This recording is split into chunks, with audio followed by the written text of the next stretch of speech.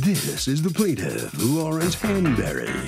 He says he proposed to the defendant, and she accepted the ring he gave her, and they got married. 1 month later, she said she wanted to get an annulment. They did. Now she won't return the wedding ring he gave her, and is suing for $6,743.28, the cost of the ring.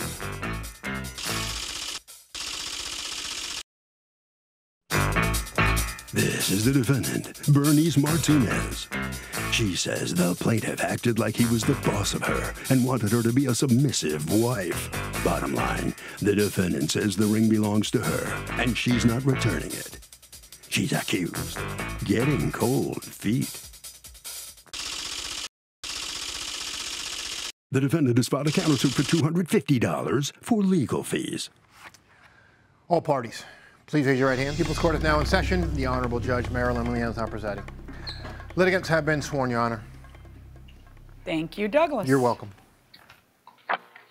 Mr. Hanberry, tell me what happened. First of all, let me say I enjoy your show. I watch it on a regular basis. Did I make you nervous? No, not at all. Okay. So, Mr. Hanberry, you were married to Ms. Martinez, correct? Yes. And how long did you two go out before you got married? It was like 8, maybe 9 months.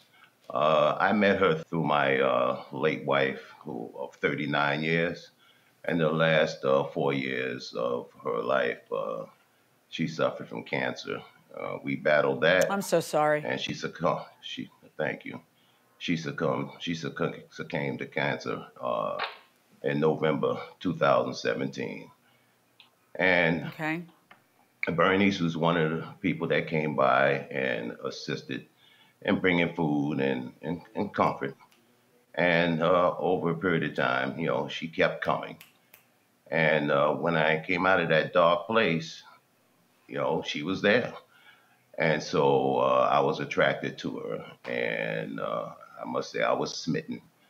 And we developed a relationship and continued from there and decided we'd get married. And that marriage took place on September 1st, 2018. September 1st of 2018. How long did the marriage last? According to the court records, a little over a year. But in actuality, and according to you, it was pretty much over right away because we got married in September. October, she told me she shouldn't have gotten married. And I didn't know what to do with that. I did the best I could. I felt that, you know, I was dedicated. I said, let me work with that. And I did. And then there were problems after that. Seemed like nothing I did for her was right. During the courtship, I seemed like I could do no wrong. But then all of a sudden now, there's all kinds of problems. We had issues. Ain't that always the way? Dogs. What was the problem in the marriage, Ms. Martinez? The problem was when he met me, he knew that I was the sole caregiver of my mother. And my mother suffers with dementia and Alzheimer's. She's been depending on me for over 16 years. And he knew this. And then he also knew that I had 2 dogs. And I figure once we got married that we unite. You know, I move into his house. I can bring the dogs. I asked if my mom could come live with us because she can't live by herself. And in the beginning, it was yes. You know, the dogs can come, the mom can come. And then all of a sudden, it changed. And it was, no, I don't want your dogs here because your dogs are not trained. And it just escalated from there. And then I said, okay, well then I'm going to start moving my mom in. And it was, again, no. So it created a problem because I had to keep going back and forth from one house to another house.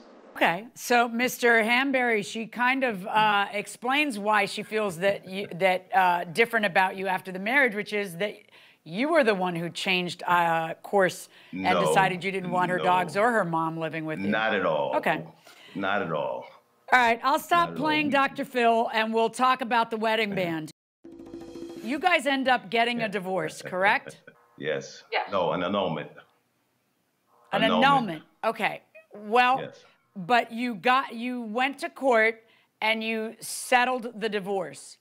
And how many months after that have you decided that you're going to sue for the ring? That's since March, so what's that, 5, 6 months? 5 months. Yeah, and so my question to you is, why didn't you bring up the ring in the divorce? I did. She said she didn't have it. And why was an annulment important to you?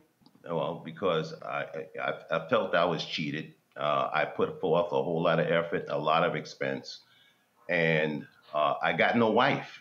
I never got one. And so I wanted this thing washed away. Only thing I have is are the bitter memories of the event. And Ms. Martinez, according to you, why did he want it annulled? I think he wanted the annulment because he wanted to go back to reinstate his deceased wife's Social Security benefits. And in order to do that, he would need an annulment. Is that accurate, Mr. Hamberry? Totally inaccurate. Totally inaccurate. I have a question for you. You want the $6,000 ring. Out of curiosity, do you have the ring? No, I sold the ring. I took it back to where we originally went to purchase the ring. And how much did they give you for it? So the depreciation value after a year, it went down to $711. How could it go from $6,000 to $711? I took it back to the same place, and that's what they gave me. Did you actually pay $6,000 for the ring a year earlier, Mr. Hamberry, or is that just the value that they gave you? I paid $6,740 something for the ring, and I am stunned that you would just take $700 for it. Not that it matters, legally. I'm just really surprised.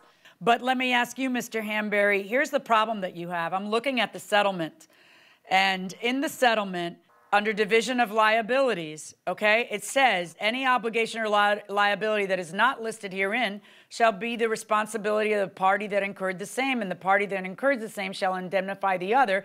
And then the next entry after that, neither party shall hereafter incur any obligation or liability for which the other will be liable. It's specifically in the divorce decree or annulment decree that you sought. It's right in there that you don't get to bring stuff up later. That's the whole point of going to family court and getting it resolved, is that we want to create a world where neither of you has to get mad at each other and sue each other later for anything else. That is your one forum to get it settled. So if you signed this settlement, which I know you did, that said that neither party's incurring any obligations hereafter for which the other will be liable, how is it that you're able to sue her now and say, hey, by the way, I want my $6,000 back? You should have handled it in the divorce. Well, I tried. I brought it up, and it was washed. It was washed over. Well, then it was whitewashed, and that's what happened. Right, well, whatever, then that's what happened. But you don't get to bring it up again later. Now, you had an interesting theory, which I kind of liked. You were saying, hey, it's a gift and contemplation of marriage. The marriage was annulled. So she has to give me the ring back. I love that. You obviously do watch People's Court because you've seen the cases where people get engaged and then they don't get married, and then the groom will say, I want the ring back. And then the bride, erstwhile groom, and the erstwhile bride will say, that's my gift. He gave it to me. And then she'll say, he dumped me. I don't want to give it back. And then I'll say, well, you got to give it back because that's the law in your state. Different states have different laws on what happens with the ring. But I'll tell you what makes it so that that's completely inapplicable in this case. The marriage actually happened here. Listen. An annulment is a legal conclusion later that we're going to say it never happened. But she earned the ring when she walked down the aisle. That marriage happened, and she earned the ring. It is her ring. If you wanted it back during the settlement, then you needed to have made it part of the settlement. If you tried to, then she would have balanced it with her lawyer to get more somewhere else, because she would say, I don't want to get back the ring. So, there's no theory whatsoever under which you get back $6,000 from her not having made it part of the separation settlement. There just isn't. So my verdict in this case is for her on your lawsuit against her. Now, she has a counterclaim because according to her, she had to pay $250 to her lawyer once you sued her for the ring. Do you have proof that you paid the lawyer $250, Ms. Martinez? Yes, I have to go get it. Okay. How long is it going to take you to go get it? This is where we are. This is your counterclaim. Just like 2 minutes. Sorry. Okay, here's what we're going to do. No, it's fine. I want you to submit it today. Since it's only going to take you 2 minutes, I'll give you the whole day. If you paid your lawyer $250 to review this, then you are entitled to that $250 on this counterclaim. I agree with you. Because you shouldn't be out anything because the settlement couldn't be clearer that there's no opportunity for either of you to sue the other one for anything. So on your counterclaim against him, if you submit the proof to my office, to my chambers today, that you actually paid your lawyer, you're gonna have to pay that lawyer that fee. Because what makes you think that you weren't bound by the settlement, Mr. Hanbury? I know you're a fan of the show, and I know that you watch this stuff. Why would you think that I wouldn't make you bound to the agreement and the settlement, Mr. Hanbury? Somehow I thought it's something fair would come out of this. This woman has cheated me out of thousands of dollars, and the washer, the dryer, the different things I have in her home that I had to put there, and she's a blatant liar about this whole thing and trying to twist this thing the way she wants it. And so, and here it is, I'm still But you know it all woman. got settled in another courtroom, and I mean settled, not ruled upon, settled, like you signed off. Well, yeah, you're bound by that, all right? So if you can provide proof that you paid $250, he has to pay that too. That's my verdict. My hands are tied in this whole thing. Good luck, folks. Okay, I wish I had known ahead of time. All right. Well, the plaintiff just said he wished he had known ahead of time. Not only did he lose his suit, he has to pay her an additional $250, assuming she turns in the proper paperwork to the judge, and I would bet she does. Let's see what Mr. Hanbury has to say about it. How about it, Mr. Hanbury? What are you thinking right now? She set me up from the beginning. She was lying in wait, one of those people who saw me with money and decided to come in and be around. Even when I told her to stop coming by, she kept coming. But, that's the way it goes. I got taken for a ride. I understand it'll never happen again. Anybody who runs into her better run. Well, Mr. Hanbury, I feel sorry for you. I really do. Ms. Martinez, how do you feel about the outcome? I'm sure you're pretty happy, aren't you? So I'm just glad that it's over and done with so I can move forward with my life. Well, congratulations. You won.